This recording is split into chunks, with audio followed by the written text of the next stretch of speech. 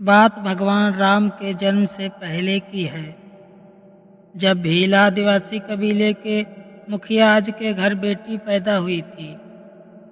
उसका एक नाम श्रमणा और दूसरा नाम सबरी रखा गया। सबरी की माँ इंदुमती उसे खूब प्यार करती थी। बचपन से ही सबरी पशु पक्षियों की भाषा समझकर उनसे बातें करती और जब सबरी की माँ उसे देखती तो कुछ समझ नहीं पाती थी। कुछ समय बाद एक पंडित ने सबरी के परिवार को बताया कि वो आगे चलकर सन्यासी बन सकती है। इस बात का पता चलते ही सबरी के पिता ने उसका रिश्ता तय कर दिया। जैसे ही शादी का दिन नज़दीक आया, सबरी के घर वालों ने खूब सारी बकरियां और अन्य जानवर घर के पास लाकर बांध दिए। एक दिन सबरी की माँ जब उसके बाल बना रही थी तो उसने माँ से पूछा, इतने सारे जानवर हमारे घर क्यों लाए गए हैं? माँ ने जवाब दिया, बेटी तुम्हारा विवाह होने वाला है, इसलिए हम लोगों ने इनका इंतजाम बलि के लिए किया है। तुम्हारी शादी के दिन ही बलि प्रथा होगी और फिर इनसे स्वादिष्ट भोजन बनाकर सबको परोसा जाएगा। यह सब सुनकर सबरी दुखी हो गई। काफी देर तक सबरी ने उन जानवरों को आज़ाद करने के बारे में सोचा। सोचते सोचते सबरी के मन में हुआ कि अगर ये जानवर यहाँ नहीं होंगे तो इनकी बलि रुक सकती है। ऐसा नहीं हुआ तो मेरे घर से कहीं चले जाने पर ही यह बलि रुकेगी। जब मैं ही नहीं रहूंगी तब न विवाह होगा और न ही बलि प्रथा। इससे मासूम जानवर बच जाएंगे। इसी सोच के साथ जानवरों को रखी गई जगह पर सबरी पहुंची। उसने सोचा कि उन्हें खोल देती हूँ, लेकिन वो ऐसा नहीं कर पाई। उसके बाद सबरी जंगल की तरफ भागने लगी। भागते भागते सबरी ऋषिमुख पर्वत पहुंच गई। वहां करीब 10,000 ऋषि रहा करते थे। सबरी को लगा कि वो भी इसी जंगल में किसी तरह ऋषि मुनियों की सेवा करके अपना जीवन जी लेगी। वो चुपचाप उसी जंगल में एक हिस्से में किसी तरह से रहने लगी। सबरी रोजाना ऋषि मुनियों की झोपड़ी के आगे झाड़ू लगाती और हवन के लिए लकड़ियां भी लाकर रख देती। ऋषि मुनियों को समझ नहीं आ रहा था कि जंगल में उनके काम अपने आप कैसे हो रहे हैं। एक दिन सबरी को किसी ऋषि ने देख लिया। उसे देखते ही उसका परिचय पूछा। जैसे ही सबरी ने बताया कि वो भील आदिवासी परिवार से संबंध रखती है तो उसे ऋषियों ने खूब डांट लगाई। सबरी को इस बात का बिल्कुल भी पता नहीं था कि उसकी जात छोटी है और उसे ऋषियों द्वारा जात की वजह से अपमान सहन करना पड़ेगा। इतना सब होने के बाद भी सबरी हर ऋषि मुनि के दरवाजे पहुंचती और उनके आंगन में झाड़ू लगाकर उनसे गुरु दीक्षा देने के लिए कहती। हर कोई सबरी को उसकी जाति की वजह से अपने आश्रम से भगा देता था। ऐसा होते होते काफी समय बीत गया। उसके बाद सबरी मतंग ऋषि की कुटिया में पहुंची। वहां पहुंचकर मतंग ऋषि को सबरी ने बताया कि वो उनसे गुरु दीक्षा लेना चाहती है। उन्होंने खुशी खुशी उसे अपने गुरुकुल में रहने दिया और भगवान से जुड़ा ज्ञान देते रहे। सबरी ने भी अपने गुरु मतंग ऋषि की सेवा करने में कोई कसर नहीं छोड़ी।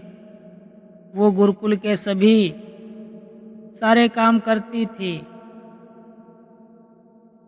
सबरी से खुश होकर मतंग ऋषि ने उसे बेटी मान लिया था। समय के साथ मतंग ऋषि का शरीर बूढ़ा हो गया।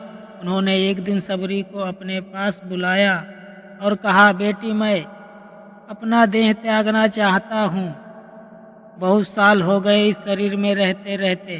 सबरी ने दुखी मन से कहा, आपके ही सहारे मैं इस जंगल में रह पाई हूँ। आप ही चले जाएंगे तो मैं जीकर क्या करूँगी। आप अपने संग मुझे भी ले जाइए, मैं भी देह त्यागना चाहती हूँ।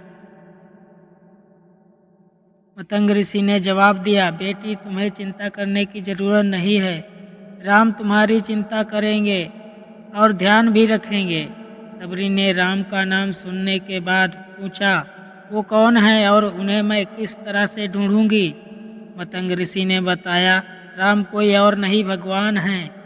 वो तुम्हें सारे अच्छे कर्मों का फल देंगे। तुम्हें उन्हें ढूंढने की कोई ज़रूरत नहीं है। वो एक दिन खुद तुम्हें खोजते हुए इस कुटिया में आएंगे और तुम्हें उनके हाथों ही मोक्ष मिलेगा। तब तक तुम इसी आश्रम में रहो। इतना कहते ही मतंग ऋषि ने अपना शरीर त्याग दिया। सबरी के मन में मतंग ऋषि के जाने के बाद से एक ही बात थी कि भगवान राम स्वयं उनसे मिलने आएंगे। वो रोज भगवान राम से मिलने के लिए बाग से अच्छे अच्छे फूल लाकर पूरा आश्रम सजाती और भगवान के लिए बेर तोड़ कर लाती। भगवान के लिए बेर चुनते हुए सबरी उन्हें चख लेती थी ताकि भगवान वो सिर्फ मीठे बेर ही दे। रोजाना सबरी इसी तरह भगवान के दर्शन की आस में फूल और बेर इकट्ठा करती रहती थी। इसी तरह इंतजार में कई साल बीत गए। सबरी का शरीर एकदम वृद्ध हो गया। एक दिन आश्रम के पास के ही तालाब में सबरी पानी लेने के लिए गई। तभी पास के ही एक ऋषि ने उसे अछूत कहते हुए वहां से भागने के लिए कहा और एक पत्थर मार दिया। वो पत्थर जब सबरी को लगा तो उसे चोट लगी और खून बहने लगा। बहते हुए खून की एक बूंद उसी तालाब के पानी में गिर गई। तभी पूरा तालाब का पानी खून में बदल गया। ये सब होता देखकर ऋषि ने सबरी को ही डांटा और कहा कि पापिनी, तुम्हारी वजह से पूरा पानी खराब हो गया। रोज ऋषि इसी पानी को साफ करने के लिए अपनी कई तरह की विद्याओं का इस्तेमाल करते। कई सारे जतन करने के बाद भी कुछ नहीं हुआ। फिर उन्होंने गंगा जैसी कई पवित्र नदियों का जल भी उस तालाब में डाला। फिर भी तालाब का पानी साफ नहीं हो पाया और वो खून जैसा ही रहा। कई सालों तक तालाब के पानी को साफ करने की कोशिश के बाद भी कुछ काम नहीं आया तो ऋषि ने थककर सब कुछ छोड़ दिया।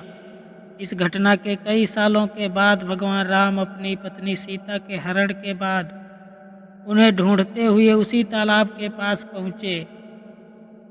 ऋषि मुनियों ने उन्हें पहचान लिया। भगवान को वहां देखकर ऋषियों ने तालाब का पानी साफ करने के लिए भगवान को अपने पैर उसमें डालने के लिए कहा, लेकिन पानी जैसे का तैसा ही था। ऋषि मुनियों ने भगवान से भी कई अन्य जतन करवाए, लेकिन वो पानी जस का तस खून जैसा ही रहा। तब भगवान ने ऋषियों से पानी के रक्त में बदलने की कहानी पूछी। तब ऋषि ने सबरी को पत्थर मारने वाली सारी बात बता दी। उसके बाद कहा कि वो महिला ही अपवित्र है, छोटी जात की है, इसलिए ये सब हुआ है। उसी वक्त भगवान राम ने कहा, ये सब आप लोगों के खराब वचनों से हुआ है। सबरी को इस तरह के शब्द बोलकर आप लोगों ने उसे नहीं बल्कि मेरे दिल को घायल किया है। इसी घायल दिल के रक्त का प्रतीक यह तालाब का लाल पानी है। आगे भगवान राम बोले, कहा है वो माई, मैं उनसे मिलना चाहता हूँ। तब तक सबरी उसी तालाब के पास पहुँच जाती है। इस दौरान सबरी के पैर को ठोकर लगती है और कुछ धूल उस तालाब में गिर जाती है। तभी सारा पानी साफ हो जाता है। भगवान सबसे कहते हैं कि देखिए, आप लोगों ने क्या कुछ नहीं किया, लेकिन पानी साफ नहीं हो पाया। अभी सिर्फ इनके पैर की थोड़ी सी धूल से ही तालाब का सारा पानी साफ कर दिया। भगवान राम को सबरी पहचान चुकी थी। उन्हें प्रणाम करके सबरी ने कहा, भगवान आप मेरे साथ कुटिया में चलिए। भगवान भी फूलों से सबरी ने भगवान राम का स्वागत किया। वो सीधे बेर तोड़ने के लिए बाग गई और चक चक कर उनके लिए बेर लेकर आई। उन्होंने बड़े ही प्यार से भगवान राम और उनके भाई लक्ष्मण को बेर दिए। भगवान राम ने भी उतने ही प्यार से उन बेर को खाना शुरू कर दिया। तभी बेर देखकर मुंह बनाते हुए लक्ष्मण ने कहा, भैया ये बेर जूठे हैं, इन्हें आप कैसे खा सकते हैं? भगवान ने जवाब दिया, लक्ष्मण ये जूठे नहीं बल्कि बहुत मीठे हैं। सबरी माई हम सब के लिए ये बहुत प्यार से तोड़ कर लाई है। इतना कहकर भगवान राम प्यार से उन बेर को खाने लगे। भगवान ने जाते हुए सबरी माई से कहा, आप मुझसे जो चाहे वो मांग सकती हैं। सबरी ने उन्हें कहा, मतंग ऋषि के कहने पर मैं आज तक सिर्फ आपके दर्शन करने के लिए जी रही थी। अब आप मुझे मोक्ष प्रदान कीजिए, मैं अपना शरीर आपके सामने ही त्यागूंगी। उसी वक्त सबरी ने अपना शरीर त्याग दिया। भगवान राम ने अपने हाथों से उनका अंतिम संस्कार किया और सीता माँ की खोज में आगे बढ़ गए। इस तरह से ऋषि मतंग की बात सच साबित हुई और सबरी को भगवान राम के दर्शन भी हुए। तभी से भगवान राम को सबरी के राम भी कहा जाने लगा।